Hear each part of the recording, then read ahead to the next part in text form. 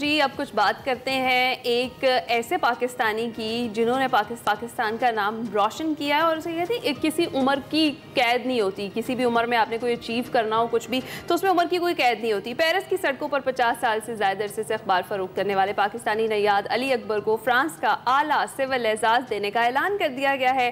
خبر ایجنسی کے مطابق 72 سال کے علی اکبر صاحب پیرس کے آخری اخبار فروش کے طور پر جانے جاتے ہیں جو اپنی سڑکوں پر اخبار بیچتے ہیں.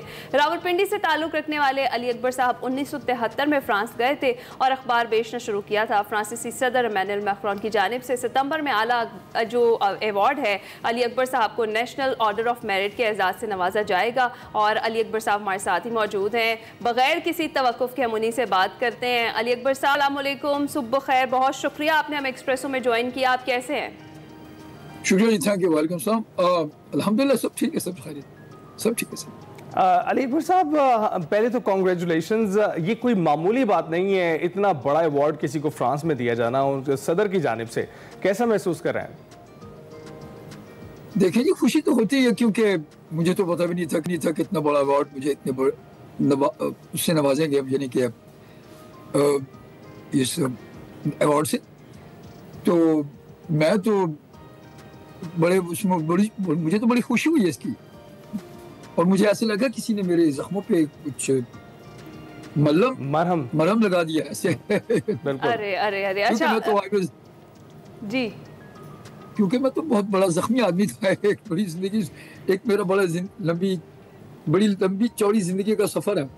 بالکل، ہم یہی جاننا چاہتے ہیں، آپ کے سفر کے بارے میں ہی جاننا چاہتے ہیں، کیونکہ آف کورس یہ آپ کی جو کٹھن زندگی میں جو مشکلات آپ کی آئی ہیں سامنے، اس کے اعتراف میں، اور آپ کی مستقل جو خدمت ہے جو آپ نے فرانس میں کی ہے اس کے اعتراف میں یہ آپ کو ایوارڈ دیا جا رہا ہے. تو اس کے بارے میں جاننا چاہیں گے، آپ کی جرنی کے بارے میں جاننا چاہیں گے. وہ جرنی ایسی تھی کہ میں نے اپنا سفر پاکستان راولپنڈی سے شروع کیا جہاں میں پیدا ہوا تھا. تو میری عمر مشکل سے، میں بہت چھوٹا تھا جب میں نے کام شروع کر دیا تھا. تقریباً 7-8 سال کی عمر میں نے کام شروع کر دیا تھا ہم اپنے راولپنڈی میں. تو میں یہاں ہی پیدا ہوں راولپنڈی میں، اور یہاں پہ اس مری روڈ پہ میں نے ہر قسم کا کام کیا. نہیں گھاس بیچنی اس وقت، یعنی کہ اس مری روڈ کے اوپر ٹانگے چلا کرتے تھے. مری روڈ کے اوپر جہاں پہ گھاس بیچنی، چھلی، جو بھی ہوتی چھوٹی موٹی جابس میں کام کرتا ہوتا تھا. تو میرا ایک ہی مشن تھا، وہ تھا کہ ہم رہتے تھے ایک کیو میں، کیو جیسے کہ کوئی ٹوٹے پھوٹے گھر میں، مٹی کے کچے کوٹھے سے میں. تو ہمارے پاس تو پراپر گھر بھی نہیں تھا، رہائش بھی نہیں تھی. تو میں نے ایک ڈریم بنایا تھا کہ میں اپنی ماں کے لیے، کیونکہ میری گرینڈ مدر جو تھی وہ she was really suffering when she saw her daughter she suffering in the misery. تو میں نے ایک ڈریم بنا لیا تھا. میں نے کہا یار میری نانی جو ہے نا وہ بڑی سفر ہو رہی ہے، تو اس لیے میں ان کے لیے میں نے کچھ کرنا ہے. تو وہ پھر میں نے بچپن سے لگن سے میں نے اپنی اسٹرگل شروع کر دی، اور جو بھی کام ملا میں نے کیا، اس میں شرم نہیں کی میں نے، چاہے یہاں باہر ہو چاہے پاکستان میں ہو. لیکن اتنا مجھے پتا تھا پاکستان میں 8-10 بچوں کو سروائیو یعنی پالنا اور ان کی پرورش کرنی اور ان کو تعلیم دینی، یہ ایک بہت بڑا ایک میرے لیے چیلنج تھا. تو میں نے اس لیے میں ملک چھوڑا اور میں باہر آیا بائی روڈ، افغانستان سے ہوتا ہوا عراق، ترکی، پھر یونان پہنچا، گریس میں، جہاں پہ میں نے کام شروع کر دیا ایک کارگو شپ پہ ایز اے ویٹر. وہاں پہ میں نے 2 سال کام کیا، پھر میں نے لیگلی فرانس میں چھوڑ دیا تھا 1972.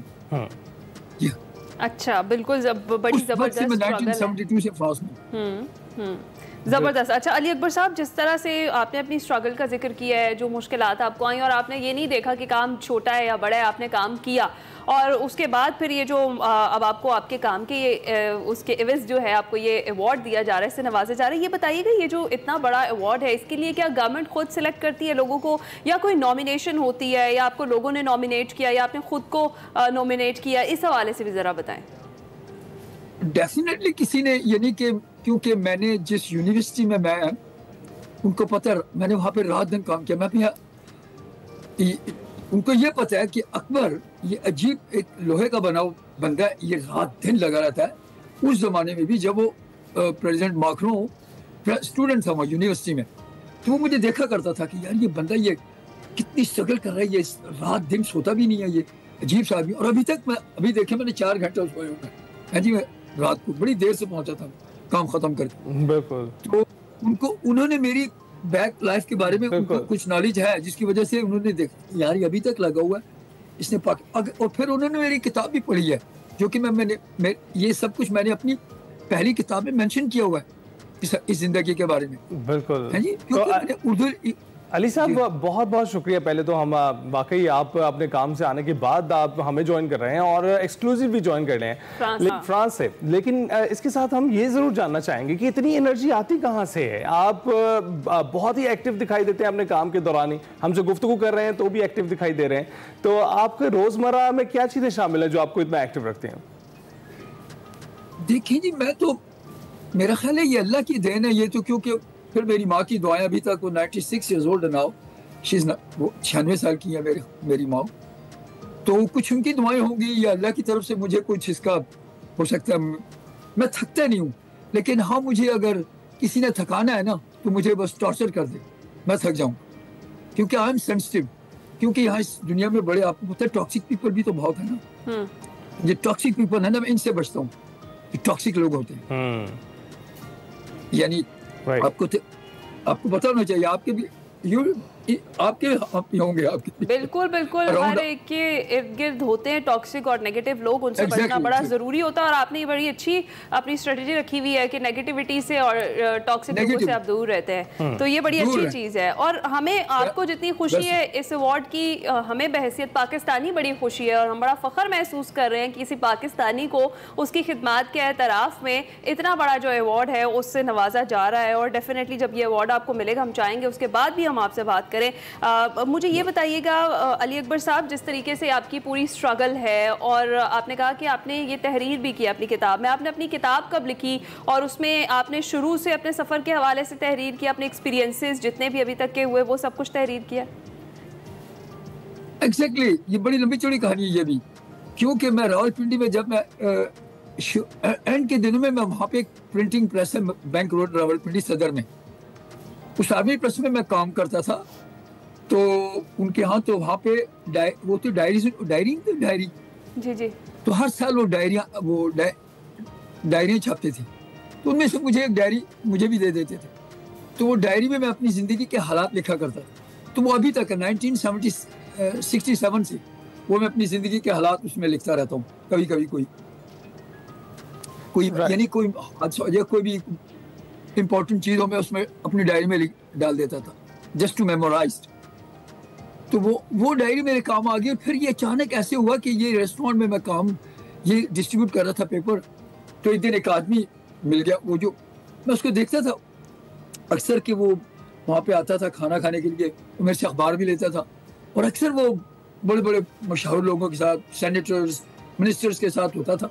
मुझे समझ, क्योंकि मैंने उसका कभी किसी का खोज नहीं लगाया कि ये बंदा करता क्या है आज तक मेरी ज़िंदगी में, तो नाम यानी किसी की छाली में झांका है, ये खा क्या रहा है। मैं मजदूर आदमी, मजदूरी करता रहा हूँ, अभी तक कर रहा हूँ। तो अपने बच्चों को मैं यानी कि हलाल खाना खिलाता हूँ, सीधी बात। मैं मजदूर आदमी बिल्कुल। तो वो फिर वहाँ पे उसने मुझे उस ब्रासी के अंदर मुझे इनवाइट कर दिया। तो फिर कहानी ऐसे शुरू हुई। मैंने कहा यार ये क्या, मेरा तो ड्रीम था कि मैंने पाकिस्तान में ये किताब लिखूंगा उर्दू में, तो ये तो यहीं छप रही है। और वो भी कोई आदमी मुझे उसको यानी कि ऑफर कर रहा है इस चीज़ की। मैंने कहा वाई? कहता है मैं पब्लिशर हूँ, मैं चाहता हूँ तुम्हारी किताब छाप दूँ। क्या हैरानगी की बात है। फिर मैंने उसको बताया कि मेरे पास ऑलरेडी एक डायरी है। वो और भी खुश हो गया कि ये तो बड़ी अच्छी बात है, इस तरह हमें कुछ टाइम गेन कर लेंगे। तो फिर मैंने अपने सबसे बड़े बच्चे को वो जो डायरी थी उसको दी। उसने वो टाइप किया उस पर, इंटरनेट पे उसको कहते हैं स्क्रीन प्ले है जी, जो भी होता है क्लिप्ड, तो वो मैंने उसको दी और उसने टाइप कर दी, छाप दी। वो मैंने पब्लिशर को दे दी उसने मेरी किताब। अरे वाह, जबरदस्त।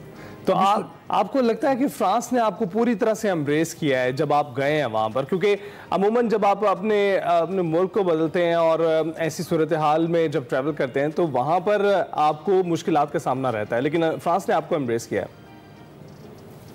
देखिए जी, यहाँ पे ये नहीं कि मुझे हुकूमत ने, प्रेसिडेंट ने तो मुझे एम्ब्रेस किया, लेकिन ये है कि पब्लिक में आपको पता है यहाँ पे भी बड़े बड़े रेसिस्ट लोग होते हैं। आपको पता होना चाहिए इसके बारे में कि we are not accepted 100% here. लोग देखते हैं कि बाहर में ये है वो है, लेकिन जब यहाँ पे आके रहे आपको पता चलता है कि कैसे रहते। फिर अपने लोग भी रेसिस्ट होते हैं यहाँ, तो जी अपने भी आपके जो बाहर होते हैं। وہ تو آپ کو اپنے گائیڈ بھی نہیں کرتے ٹھیک سے.